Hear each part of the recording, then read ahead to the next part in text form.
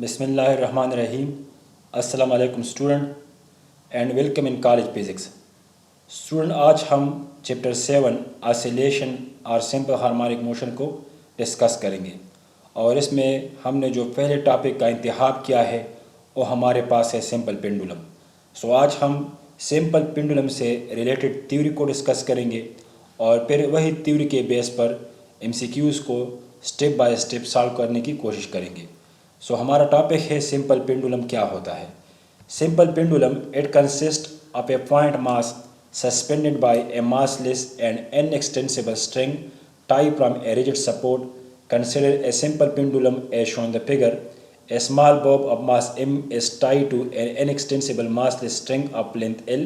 When the bob is pulled sideward and released, it oscillates in a circular arc with center at the point of suspension. ये हमारे पास simple pendulum है जो कि हमारे पास मुश्तमिल है। सिंपल पेंडुलम एक इनएक्सटेंसिबल वायर पर मुश्तमिल होता है, एक रिजिड सपोर्ट पर मुश्तमिल होता है और एक मेटालिक बॉब पर मुश्तमिल होता है।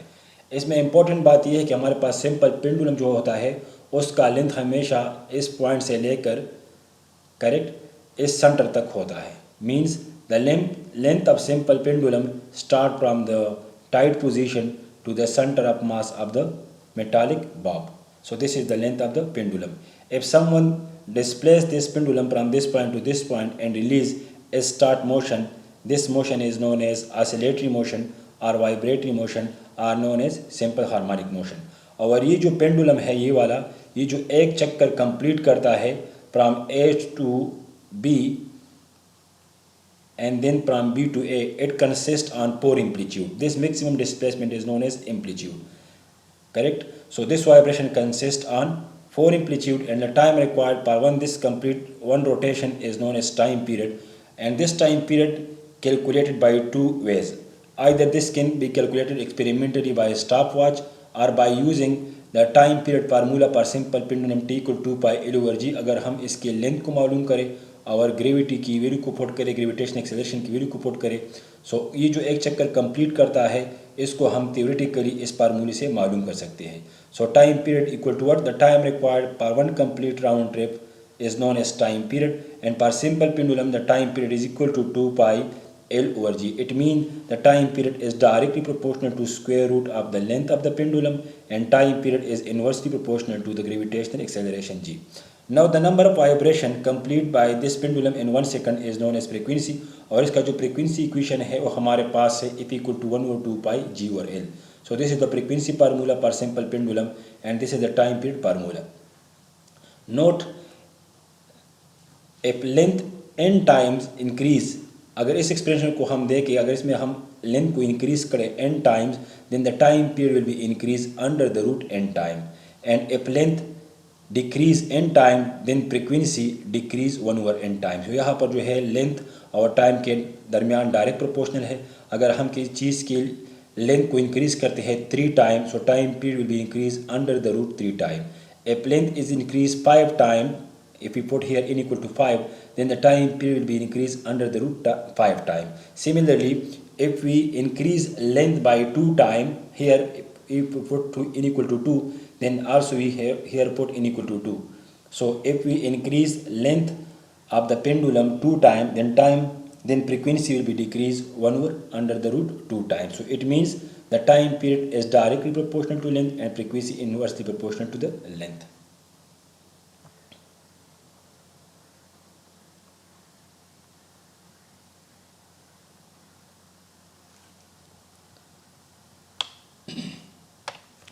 Now variation in time period of a simple pendulum. अब हमारे पास कोई भी एक सिंपल पेंडुलम है तो इसके टाइम पीरियड में जो वेरिएशन आता है उसको हम डिस्कस करते हैं। इफेक्ट ऑफ एक्सेलरेशन अबव और below the surface of earth g decreases, hence time period of simple pendulum will be increases. हमें मालूम है कि टाइम पीरियड जी के साथ इन्वर्सली रिलेटेड है। सो अगर हम ज़मीन के इनसाइड जाते हैं या ज़मीन से ऊपर जाते हैं तो याद रखिए इसमें ग्रेविटेशनल एक्सेलरेशन की जो वैल्यू है हमारे पास डिक्रीज होती है और इसको हमने चैप्टर 4 में डिटेल से डिस्कस किया है। So if we reduce the g then time period of simple pendulum will be increase. Point 2, at the center of earth or in a satellite or in a freely falling left, the value of g is 0.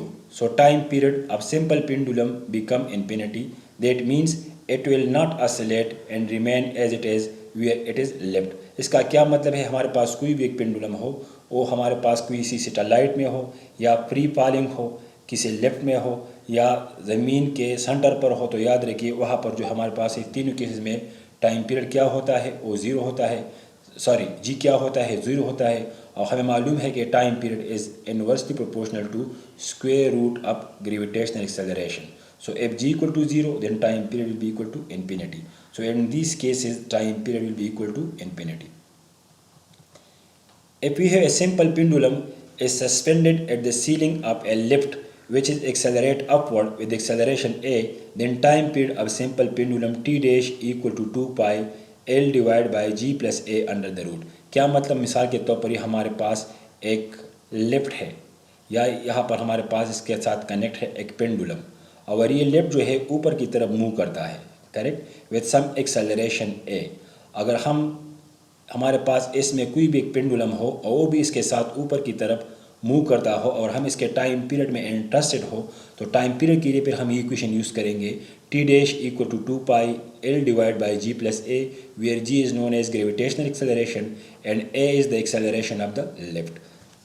Similarly, if we have a simple pendulum and the lift is moving down, then the time period equal to 2 pi multiplied by L divided by G minus A under the root. क्या मतलब, मिसाल के तौर पर हमारे पास एक lift है या एक मूविंग रूम है और ये डाउनवर्ड की तरफ मूव करता है, from certain height toward the downward, और हमारे पास इसमें कोई भी एक पेंडुलम हो और हम इसके टाइम पीरियड में इंटरेस्टेड हो कि इस मूविंग ट्रेन में या मूविंग लेफ्ट में जो नीचे की तरफ मूव करता है, इस पे के सीलिंग के साथ एक पेंडुलम है और हम इसके टाइम पीरियड में इंटरेस्टेड हो, तो हम इसके टाइम पीरियड को इस फार्मूले से मालूम करेंगे, T dash equal to 2 pi L divide by g minus a under the root. Similarly, if a simple pendulum is in a car which accelerating horizontally with acceleration a, then time period of simple pendulum will be equal to what? मिसाल के तौर पर हमारे पास एक car है, इसके ceiling के साथ यहाँ पर एक पेंडुलम है और ये मूव करता है toward the right with acceleration a, और हमारे पास कोई भी एक पेंडुलम हो, इसके सीलिंग के साथ कनेक्ट हो, वो भी इस ट्रेन के साथ मूव करता हो और हम इसके टाइम पीरियड में इंटरेस्टेड हो, तो याद रखिए इसका टाइम पीरियड जो है when the car move or train move toward the right horizontally, and if you are interested to find out the time period of the simple pendulum which is attached to the ceiling of the train, then we use this equation, t dash equal to 2 pi multiplied by L divided by G effective under the root, where G effective is what? Gravitational acceleration square plus acceleration of the train or the car. So the time period formula for a simple pendulum which is connected to the seal of a moving train horizontally equal to 2 pi multiplied by L divided by G square plus A square under the root. And case number next, simple pendulum in a trolley moving downward in an inclined plane with angle theta. हमारे पास ये कोई भी inclined plane है जो एक angle को बनाता है थीटा, और यहाँ पर इसके ऊपर हमारे पास कोई भी एक मूविंग ट्रेन है, इसके यहाँ पर इसके साथ एक पेंडुलम कनेक्ट है, ये डाउनवर्ड की तरफ मूव करता है, और हम इंटरेस्टेड हो कि इसके टाइम पीरियड को मालूम करें इस पेंडुलम का, तो इसके टाइम पीरियड को हम इस इक्वेशन से मालूम करेंगे, T equal to 2 pi multiplied by L divide by g sine theta under the root. Second pendulum क्या होता है? If the time period of a simple pendulum is 2 second, it is called simple pendulum. Sorry, second pendulum. Time period of second pendulum equal to t equal to 2 pi L over G. The length of second pendulum on Earth's surface is 1 meter and the frequency of second pendulum is equal to 0.5 hertz.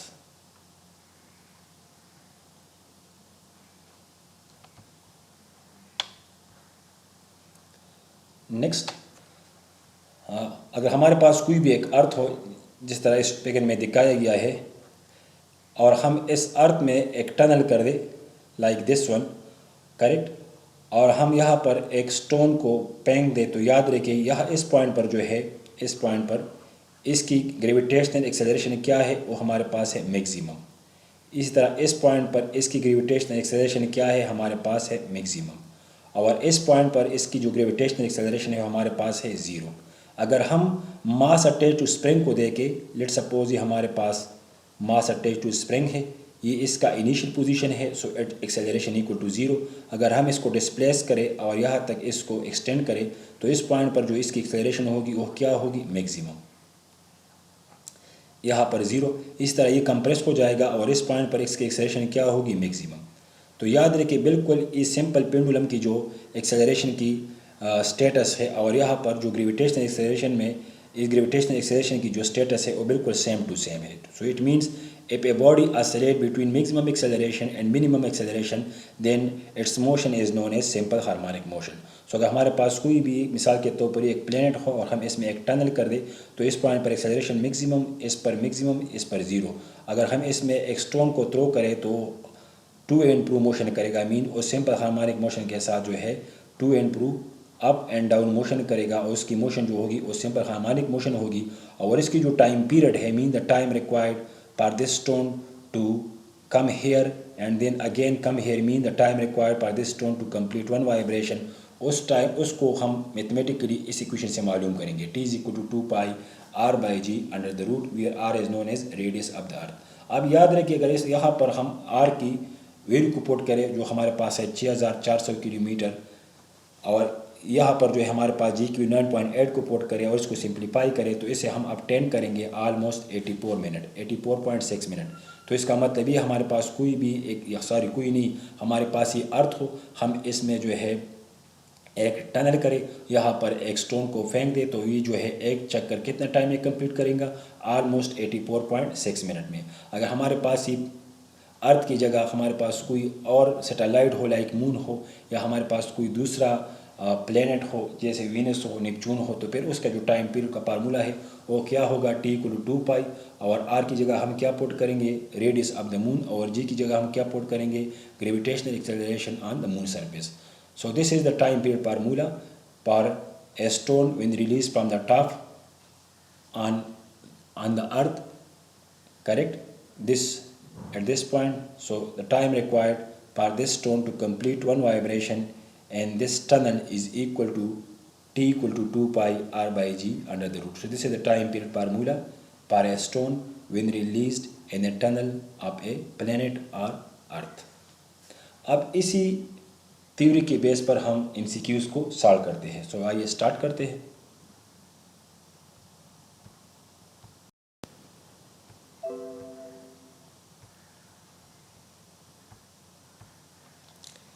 MCQs number 7.1।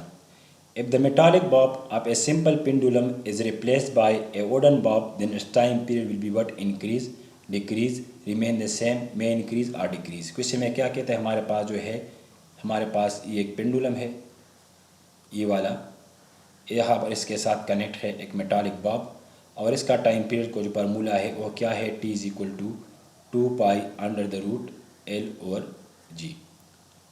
अब अगर इसी Bob को हम हटाए और यहाँ पर हम एक लकड़ी की या वुडन बॉब को रख दें तो टाइम पीरियड का जो फार्मूला है वो सेम रहेगा, क्योंकि टाइम पीरियड का जो फार्मूला है वो किस पर डिपेंड करता है, लेंथ पर डिपेंड करता है और जी पर। तो यहाँ पर इसको लेंथ को हमने डिस्टर्ब नहीं किया है, इसकी ग्रेविटेशनल एक्सेलरेशन को हमने डिस्टर्ब नहीं किया है, सिर्फ मेटालिक बॉब की जगह हमने यहाँ पर वुडन बॉब को रखा। तो it means the nature of the bob does not disturb the time period formula of a simple pendulum. So the correct option is option सी।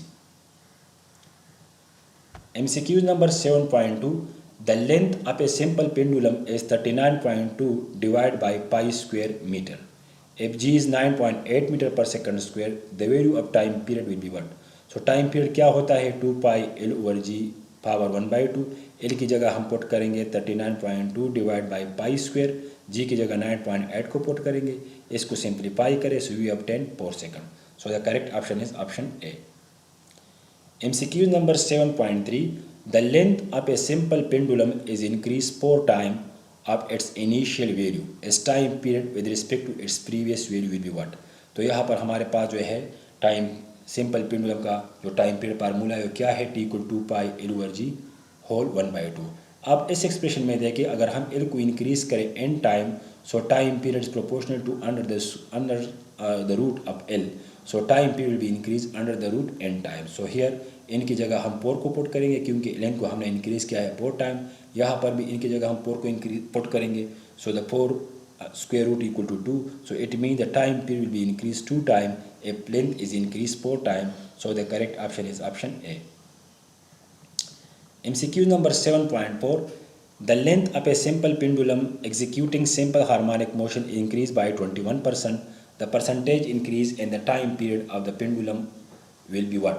तो याद रखिए हमने परसेंटेज इंक्रीज़ को टाइम पीरियड में मालूम करना है। अगर लेंथ की परसेंटेज इंक्रीज़ क्या हो 21% हो, तो यहाँ पर इसको देके time period is proportional to square root of the length, या इसको हम इस तरह भी लिख सकते हैं momentum is proportional to under the square kinetic energy. तो याद रखिए हमने चैप्टर नंबर 4 में इसको तफसील से डिस्कस किया है, गालिबन लेक्चर नंबर 27 या 26 में, कि हमारे पास कोई भी इस तरह के एक्सप्रेशन हो और उसमें इस चीज़ में राइट साइड में जो परसेंटेज इंक्रीज़ आता हो तो लेफ्ट साइड की परसेंटेज इंक्रीज़ हो किस तरह मालूम करेंगे, इस तरह percentage increase in time period equal to what 1 + n/100 under the root -1 multiplied by 100%। यहाँ पर n क्या है, n हमें शो करता है percentage increase in the length which is equal to 21। So 21/100 - 1, इसको मज़ीद सिंप्लीफाई करें so we obtain 10%. So it means if the length increase 21%, then the time period will be increased 10%. So the correct option is option D. MCQs number 7.5. A cabin is falling freely under gravity. What is the time period of pendulum attached to its ceiling? हमारे पास कोई भी एक lift है which is moved down free fall means its acceleration is equal to gravitational acceleration of g. तो याद रखिए हमारे पास कोई भी एक पेंडुलम हो, कोई भी मिसाल के तौर पर हमारे पास ये एक केबिन है, यहाँ पर इसके साथ एक पेंडुलम अटैच है और ये फ्री फॉल मूव करता है, तो टाइम पीरियड का इक्वेशन क्या होता है, when the lift move down t is equal to pi l divide by g minus a। तो यहाँ पर a की जगह हम क्या पुट करेंगे, a की जगह हम पुट करेंगे इक्वल टू g। राजे सर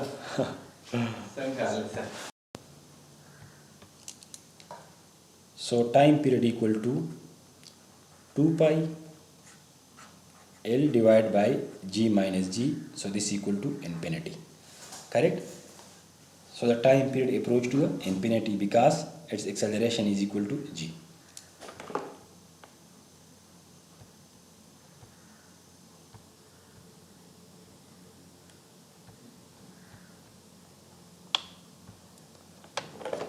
नेक्स्ट हमारे पास MCQs है, MCQs number 7.6.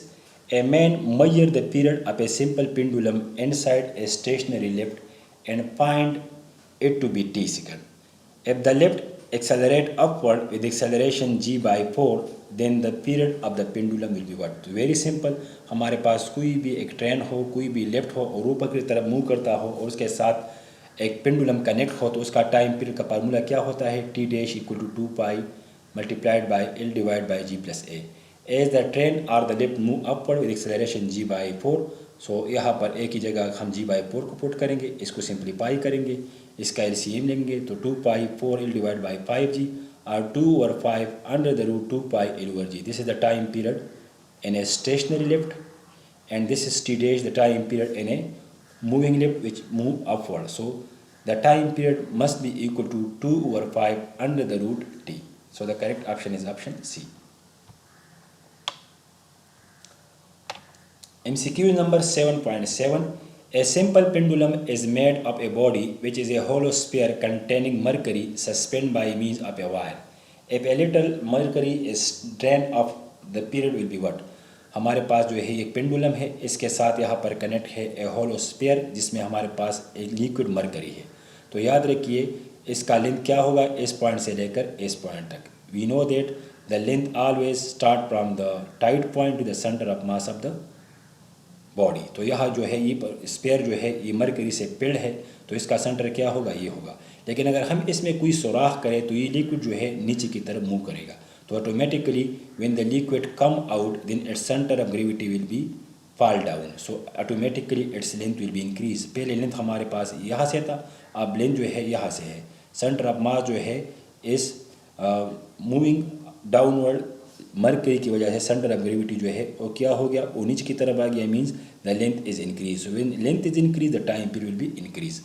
So when a little mercury is drained up, the position of center of mass of ball fall with respect to fixed end, so that effective length of pendulum increase, hence time period will be increased. MCQ number 7.8. In a simple pendulum, the period of oscillation t is related to length will be what? हमारे पास simple pendulum है, तो इस simple pendulum का जो time period है और जो length है उसको एक दूसरे के साथ हम किस तरह कनेक्ट करते हैं. So we know that t equal to pi L by g under the root. अगर इसका हम स्क्वायर ले लें both side, T square equal to four pi square L by g और T square by L equal to 4 pi square by g. यहाँ पर ये term है हमारे पास कांस्टेंट है, उसको हमने एक कॉमन नाम दे दिया constant. So the relation between time period and length of a pendulum is t square divided by length of the pendulum equal to a constant. So the correct option is option D. MCQ number 7.9. If the length of a pendulum increase 8 times, the frequency of simple pendulum will be what? हमारे पास frequency का जो relation है length के साथ क्या है, if equal to 1/2 pi G by L. इस expression में देखिए फ्रीक्वेंसी इनवर्सली प्रोपोर्शनल है लेंथ का. So if L increase N time, frequency will be decrease N time. So if length increase 8 time, frequency will reduce 8 under the root time या 2 into 2 under the root. So it means frequency will be reduced 1/2 into 2 under the root. So the correct option is option B.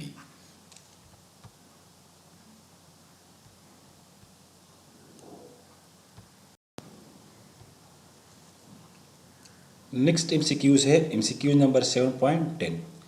A tunnel has been dug through the center of the earth and a ball is released and it will reach the other end of the tunnel after 84.6 minutes, 42.3 minutes.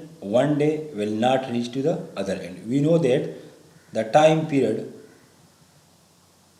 for the stone when fall in a tunnel and the tunnel is in the earth equal to t equal to pi r by g under the root. तो और हमारे पास क्या है, radius of the अर्थ है जी, हमारे पास gravitational acceleration है 9.8. अगर यहाँ पर इसकी वैल्यू हम पुट करें r ओवर जी की और हम सेकंड को मिनट में कन्वर्ट करें, तो वी ऑब्टेन 84.63 मिनट.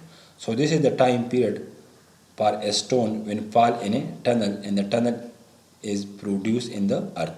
सो याद रखिए क्वेश्चन में कहते हैं हमारे पास ये अर्थ है और हमने यहाँ से यहाँ तक एक स्टोन को थ्रो करना है, तो ये कितने टाइम में यहाँ पर आएगा. तो याद रखिए when this stone release from A, this reach to the B and then again from B to A, because its motion will be simple harmonic motion. So कितने टाइम में एक चक्कर को कंप्लीट करता है 84.6 मिनट में. सो ए से बी तक कितना टाइम लेगा, सो इसको हम 2 से डिवाइड करेंगे. So 42.32 minute is the time required for a stone to reach the other end of a tunnel and the tunnel is dug in the center of the earth. MCQ number 7.11. If a simple pendulum is taken to the place where g decreased by 2%, then time period will be what? So again using percentage formula, this one we obtain 1%. MCQ number 7.12. If a simple pendulum executing simple harmonic motion falls freely along with support, then it does not oscillate at all. Its periodic time increase, its periodic time decrease, none of the above. Question में क्या कहता है, if a simple pendulum executing simple harmonic motion fall freely along with the support, then it does not oscillate at all. तो ये oscillate नहीं करेगा क्योंकि इसका जो टाइम पीरियड है हमारे पास क्या होगा, वो इंफिनिटी होगा, और फ्रीक्वेंसी क्या होगी हमारे पास 0 होगी. सो correct option is option A. MCQ number 7.13. Imagine a narrow tunnel between the two diametrically opposite points of the earth. A particle of mass m is released in this tunnel. The time period of oscillation will be what? So इसको हमने already discuss किया है. The time period equal to 2 pi r by g under the root. So the correct option is option B.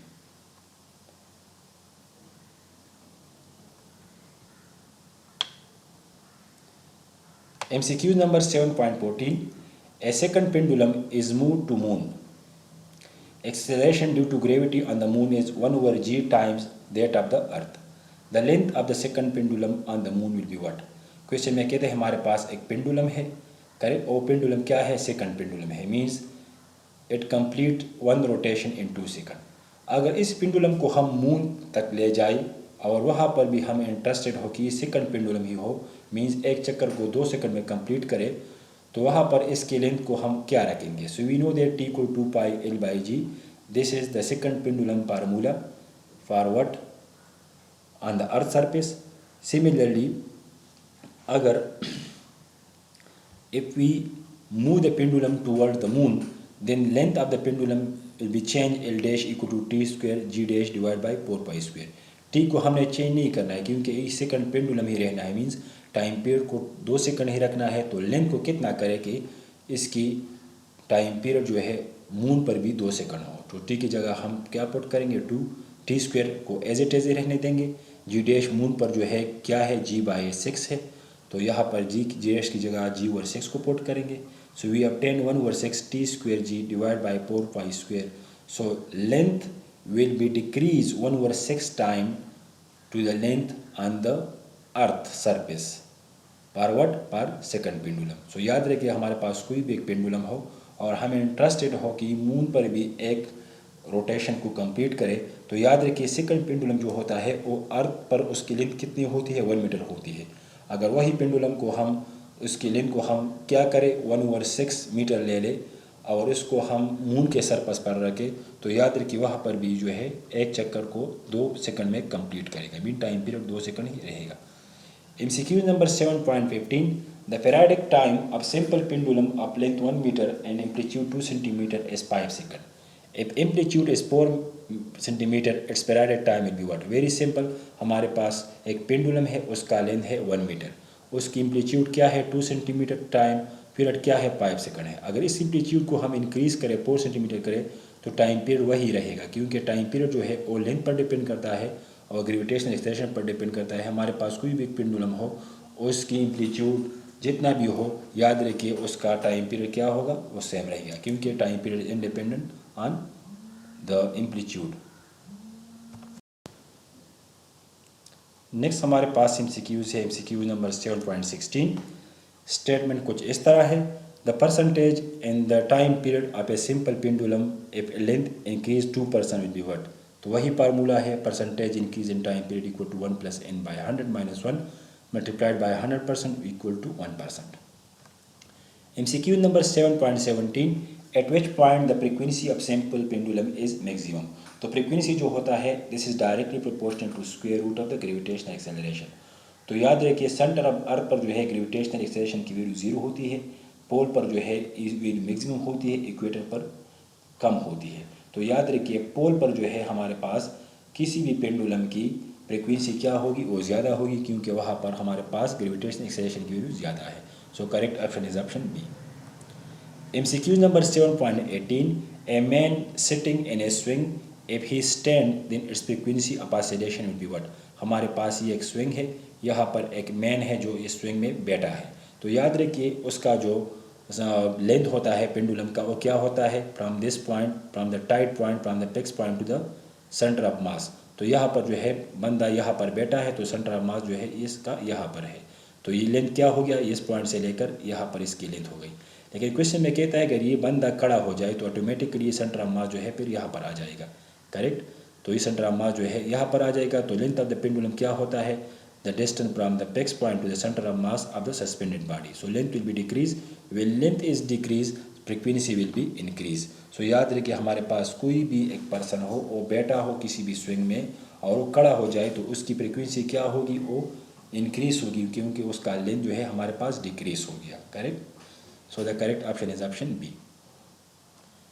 MCQ number 7.19, if there is no air and we have 3 pendulum which bobs are metallic, plastic, rubber of same length which have large time period। तो याद रखिए इसको already हमने question first में 7.1 में discuss किया है कि टाइम पीरियड जो होता है और मेटालिक बॉब या प्लास्टिक बॉब या रबर बॉब उस पर डिपेंड नहीं करता, करेक्ट। उसकी मीन्स बॉब जो सस्पेंडेड बॉब है, पेंडुलम जो है उसके नेचर पर डिपेंड नहीं करता कि वो किस चीज़ से बना है, बल्कि वो डिपेंड करता है टाइम पीरियड, लेंथ पर और जी पर। चूँकि हमारे पास ये 3 स्पेयर है और तीनों का साइज़ एक जैसा है, तो ऑटोमेटिकली इसका रेडियस सेम होगा।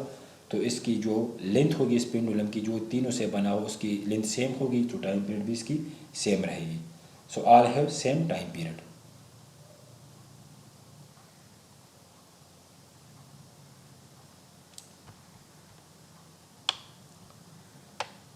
MCQ number 7.20, a pendulum attached to the seal of a train. The train start from rest and move with acceleration 1 meter per second square.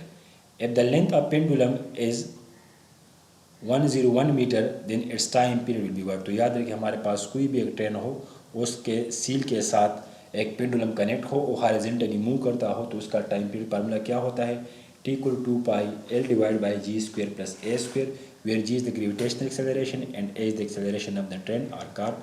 सो यहाँ पर इनकी वैल्यू को पुट करें, सिंप्लीफाई करें, so you obtain 6.28 second.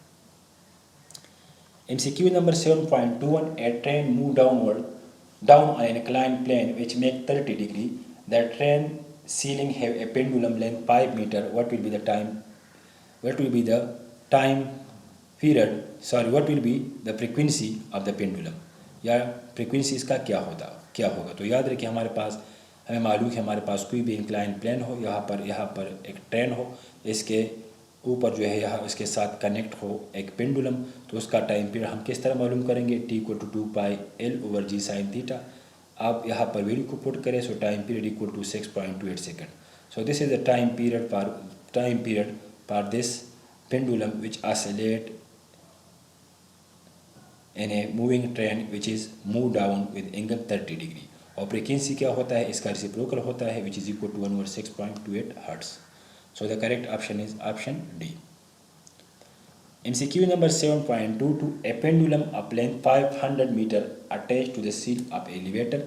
The elevator move down with acceleration 5 meter per second square. What will be the time period? तो याद रखिए हमारे पास कोई भी लिफ्ट हो, एलिवेटर हो डाउनवर्ड की तरफ मूव करता हो, तो इसका टाइम पीरियड फार्मूला क्या होगा, when there is a pendulum connect to the ceils of the elevator, T = 2 pi L/G - A under the root. तो यहाँ पर वैल्यू को पुट करें, सिंप्लीफाई करें, so you obtain 62.8 second. So the correct option is option A. MCQ number 7.23, in order to double the period of a simple pendulum, length should be double, length should be quadruple या 4 time, mass of it should be double, mass of the bulb should be quadruple 4 time। सो याद रखिए time period क्या होता है, 2 pi L/G whole 1/2, या इसको हम इस तरह भी लिख सकते हैं, L = GT² by 4 pi square। It means L is proportional to T square। इसका क्या मतलब है, if we increase T n time, L will be increase n square time. So if we T increase 2 time, L will be increase 4 time। So the correct option is option B। MCQ number 7.24, a simple pendulum is vibrating in a vacuated chamber. It will come to rest eventually, oscillate forever with same amplitude and frequency, oscillate with same frequency but amplitude will decrease, oscillate with same amplitude but frequency will decrease। तो याद रखिए हमारे पास कोई भी evacuated एक vacuum वाले chamber हो, room हो, और उस पर उसमें हम एक पेंडुलम को कनेक्ट करें, उसको हम डिस्टर्ब करें, तो इसकी जो फ्रिक्वेंसी और एम्पलीट्यूड होती है वो कांस्टेंट रहेगी। So correct option is option B. MCQ number 7.25, a simple pendulum has a time period T. The pendulum is completed immersed in a non-viscous liquid whose density is 1/10 of that of the material of the bob। The time period of the pendulum will be what in the immersed liquid। हमारे पास यहाँ पर कोई मिसाल के तौर पर liquid है और यहाँ पर हमारे पास एक पेंडुलम है जिसका टाइम पीरियड हमारे पास है T। अगर इसको हम इसमें इंसर्ट करें इस लिक्विड में, करेक्ट, तो इसका टाइम पीरियड का फार्मूला क्या होगा, if the G value is here 1/10 that of the G on the earth surface। So here are two forces act, one is weight which is downward and other is thrust force which is upward। So net force equal to what, mg - mg/10। यहाँ पर हमने 10 को put किया है क्योंकि इसका जो wait है वो डिक्रीज हुआ है 10 टाइम। सो mm कैंसिल हो जाएगा, अगर इसका हम LCM ले लें, सो G' = 9/10G। So time period of simple pendulum immersed in a liquid 2 pi L/G', G' की जगह ये वैल्यू को पुट करें, इसको सिंप्लीफाई करें, so time period will be equal to 10 under the root by 3 multiplied by time period of pendulum without a liquid। So the correct option is what? Correct option is option, this is not G, this is T, this is also T, and this is also T। So the correct option is option C।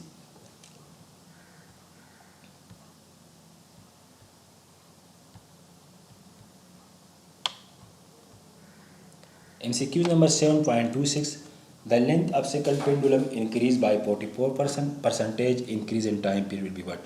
So we know that T = 2 pi L/G under the root, or percentage increase in time period equal to 1 + n/100 under the root -1। यहाँ n की जगह 44 को put करें, simplify करें, we obtain 20%. MCQ number 7.27, a child swinging on a swing in a sitting position stand up. The time period of the swing will be what? इसको हमने already discuss किया है, लेकिन वहाँ पर हमने डिस्कस किया था फ्रीक्वेंसी के लिए. इस टाइम पीरियड क्या होता है? t = 2 pi under the root L/G. तो हमारे पास कोई भी एक बॉय हो, वो एक स्विंग में बैठा हो, मिसाल के तौर पर यहाँ पर जो है, यहाँ पर एक बॉय है, यहाँ पर बैठा है, तो इसका सेंटर ऑफ मास ऑलमोस्ट यहाँ पर होगा. लेकिन अगर वो स्टैंड करे तो इसका जो है पैर स्टैंड करे तो ये जो है यहाँ पर बंदा का सेंटर ऑफ मास क्या होगा? यहाँ पर आ जाएगा. Means length will be decrease. when length is decrease, time period will be decrease. So the correct option is option B. MCQ number 7.28, the necessary condition for the bob of a pendulum to execute simple harmonic motion will be what? तो हमने already discuss किया है theory में कि हमारे पास एक pendulum जो है उसकी मोशन उस वक्त सिंपल हार्मोनिक मोशन होगी जब उसकी एम्पलीट्यूड या थीटा क्या होगा? स्मॉल होगा. So the correct option is option C. MCQ number 7.29, the bob of a simple pendulum of mass m and total energy E will have maximum linear momentum equal to 2me under the root. This is the momentum of the bob which oscillate between two maxima or move back and forth from the mean position. This is the momentum formula for pendulum, 2me under the root.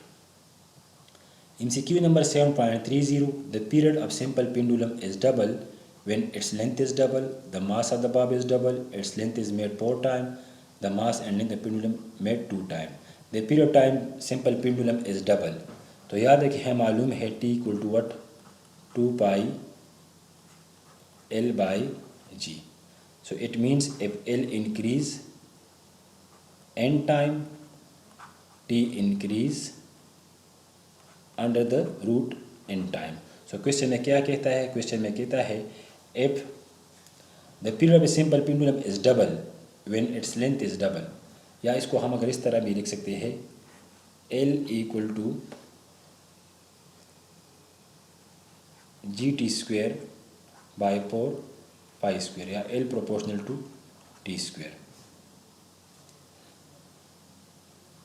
Correct.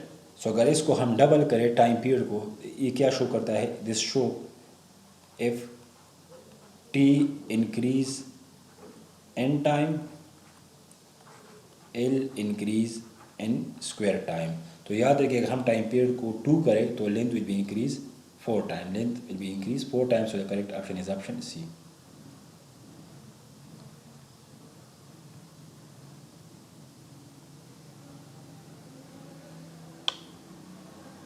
MCQ number 7.31, a length of simple pendulum increase 6 times and G reduce 3 times, then time period will be what? तो हमें मालूम है t equal to what? 2 pi under the root L over G. अब question में कहता है अगर हम लेंथ को इंक्रीज करें 6 time, so t dash equal to 2 pi L dash by G dash. 2 pi अगर लेंथ को इंक्रीज करे 6 टाइम मीन्स 6L, और G को रिड्यूस करे 3 time means G by 3.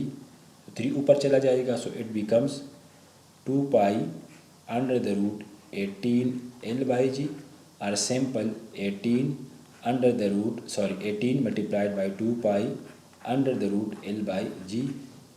Correct. So time period will be increase under the root 18 time. So the correct option is option C. MCQ number 7.32, the total energy of pendulum is 50 joule. What will be kinetic energy at the mean position? We know that at mean position total energy is kinetic energy. So हमारे पास अगर कोई भी pendulum हो उसकी total energy हमारे पास 50 joule हो और वो मीन पोजीशन के पर पहुंच जाए तो वहाँ पर उसकी टोटल एनर्जी क्या होगी? काइनेटिक होगी, और उसकी मैग्नीट्यूड वही होगी जो टोटल थी, means 50 joule, because energy is conserved. MCQ number 7.33, for what displacement the potential energy become 1/4 of its maximum value.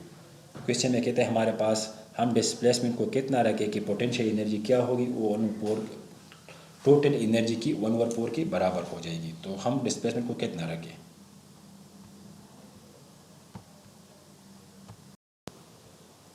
तो पोटेंशियल एनर्जी क्या होता है? हाफ के x स्क्वायर. अब क्वेश्चन में कहता है कि x को हम कितना रखें एक्स की हम क्या वैल्यू रखें कि हमारे पास पोटेंशियल एनर्जी टोटल एनर्जी का 1/4 हो जाए। सो एक्स की जगह हम x0/2 को पुट करें, सो वी हैव 10 1/4 1/2 के x0 square, this is nothing but total energy. So potential energy at x equal to x0/2 equal to 1/4 multiplied by total energy. So the correct option is option B.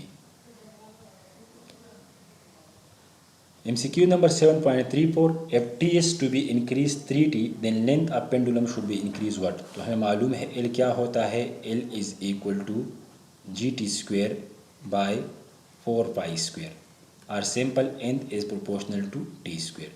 ये show करता है हमारे पास अगर हम t को increase करें n times, correct, L will be increase n square time.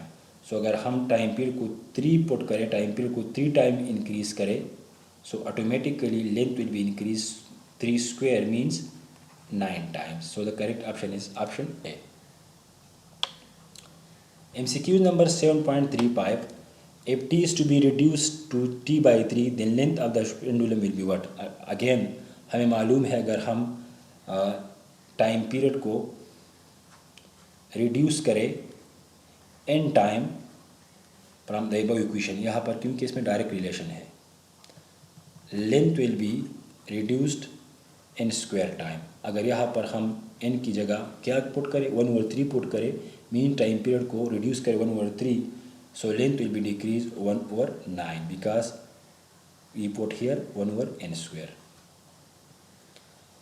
MCQ number 7.36, if the value of g is made by 6/16, what will be the effect on the time period of pendulum? So we know that t is equal to 2 pi under the root L by g.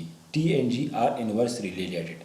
So it means if g decrease n time, t will be increase under the root n time. So यहाँ पर देखिए, इसको इसमें क्या कहते हैं, अगर हम जी को रिड्यूस करें कितना 1/16, तो ये कितना रिड्यूस हो जाएगा 1/16 root means 4 time, correct, inverse related है। अगर हम जी को रिड्यूस करें कितना g/16 then time period will be increase कितना 4 time, 4 time. Correct option is option B.